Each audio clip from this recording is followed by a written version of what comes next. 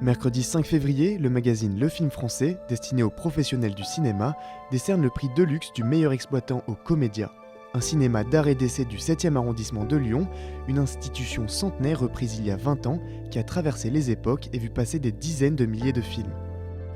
Je suis Lino Tovena, étudiant en journalisme à l'ISCPA, et j'ai passé une bonne partie de ma vie dans les salles de cinéma. Aujourd'hui, je me suis posé une question qui fait directement écho au succès du Comédia. Comment font les salles de cinéma d'art et d'essai lyonnaises pour tenir face aux géants de l'industrie ?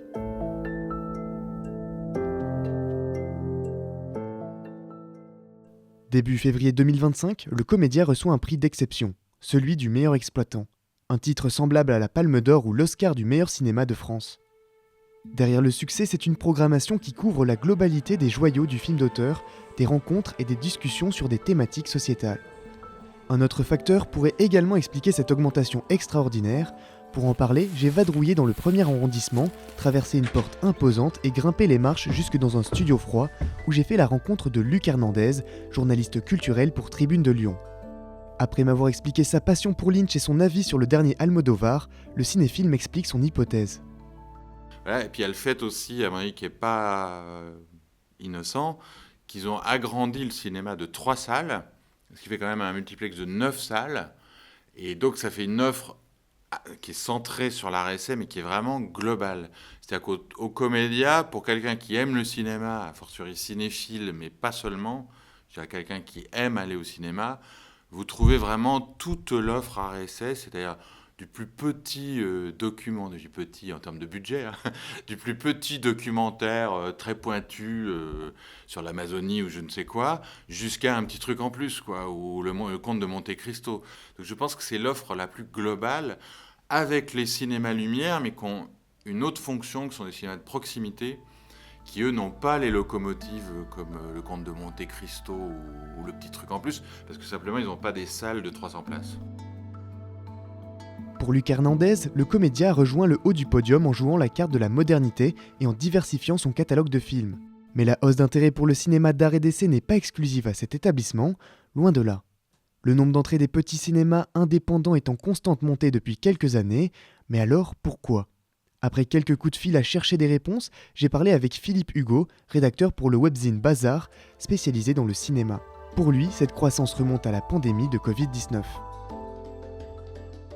Je pense que les cinémas d'art et d'essai ont peut-être mieux tourné la page Covid que les multiplex, et que du coup il y a plusieurs éléments qui font qu'il y a eu ces 2 dernières années, on va dire, en tout cas une stabilisation de la fréquentation, si ce n'est une augmentation de la salle d'art et d'essai contrairement aux multiplex. Pendant le Covid, il y avait notamment les majors qui avaient tendance à mettre en même temps sur les plateformes et dans la sortie des salles, enfin de prioriser vraiment les plateformes. Donc du coup, il y a eu pendant toute une année, entre 2020 et 2022 même, quasiment que des films d'art et d'essai qui sortaient en salle, en tout cas beaucoup plus que des films de ce gros studio. Il y a eu aussi des gros festivals qui ont couronné des films d'art et d'essai plutôt grand public, en tout cas un cinéma un peu du milieu. Je pense à Anatomie d'une chute, je pense à Mia Pérez, voilà, les films qui sont entre eux.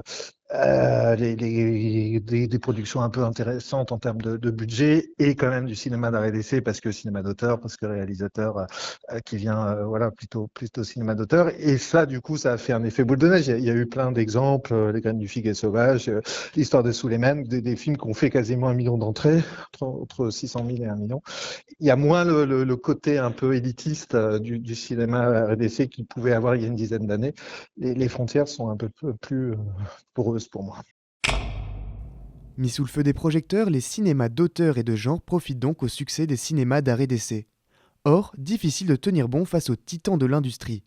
Les pâtés UGC feront toujours plus d'entrées que les cinémas Lumière, qui survivent en partie à l'aide de subventions du CNC et de la région. Pourtant, ils sont toujours là et continuent de projeter des centaines de films par an sans jamais tirer le rideau. Alors comment est-ce qu'on tient un cinéma associatif ? C'est ce que je suis allé découvrir en allant à Ciné du Cher, un cinéma labellisé art et essai niché au-dessus de Vèze.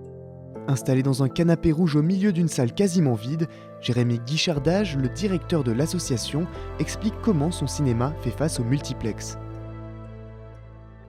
Du coup, on est une salle indépendante et associative, mais on est soutenu par la mairie, donc on a des subventions qui nous permettent quand même de payer une partie des salaires, enfin de pouvoir tourner. Et bien sûr, on a des recettes liées à la billetterie. Alors comment on peut tenir? En fait, on n'est pas exactement le même type d'établissement. Nous, on est plutôt un cinéma de quartier qui va attirer un public cinéphile, intéressé par un certain type de cinéma. Et de fait, on a beaucoup de spectateurs qui sont plutôt des habitués. Notre levier principal à nous, en tout cas notre particularité, ça reste quand même le prix. Notre ticket moyen, on va dire, va être autour de 5 euros, 5-6 euros.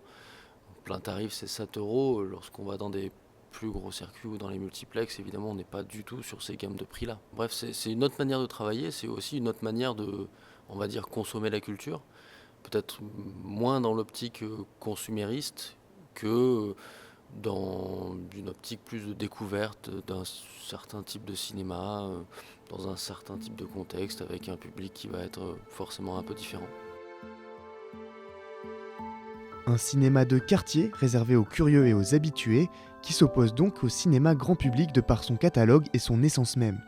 Luc Hernandez, qui m'avait accueilli dans les locaux de Tribune de Lyon, a justement expliqué cette division qu'il considère presque propre au public lyonnais. Il y a une tradition du public lyonnais de choix de films, sans doute liés à l'histoire du cinéma qui est né à Lyon, à l'histoire d'une certaine cinéphilie au sens large, pas que des spécialistes, qui est que les gens aiment bien choisir quel film ils vont voir, et c'est valable dans l'art et essai comme dans le grand public.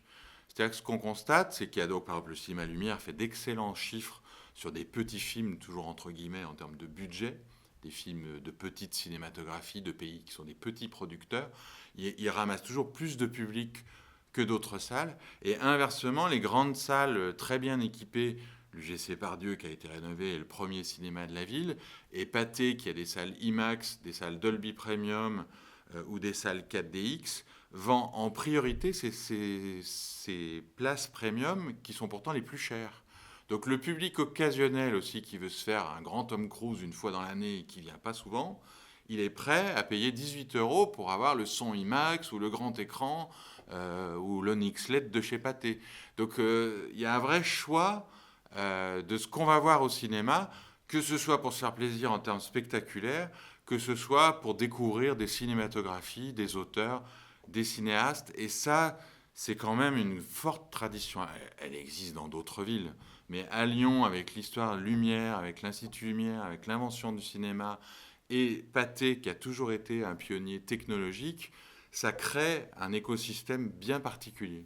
Cette différence culturelle est en train de s'estomper, mais elle s'est déjà estompée depuis très très longtemps. Un mec comme David Lynch, il n'y avait pas plus underground, pas plus auteur et pas plus film de genre. Mais c'est un exemple assez... Quand vous voyez, là, ça fait 4 semaines que ces films sont à l'affiche. Donc évidemment, les frontières entre l'art et essai et le grand circuit sont beaucoup plus poreuses. Les frontières entre cinéma mastodonte et cinéma d'art et d'essai tendent à s'effacer. Avec des films autrefois de niche prenant les devants de la scène et affichés en gros sur les murs d'un Pathé ou dans les salles d'un UGC, difficile de tenir en tant que cinéma de quartier. Pourtant, les deux sont voués à coexister encore longtemps, qu'importe le nombre d'entrées qui les séparent. C'est l'histoire de deux salles, deux ambiances, où les expériences restent uniques et propres à chaque cinéma.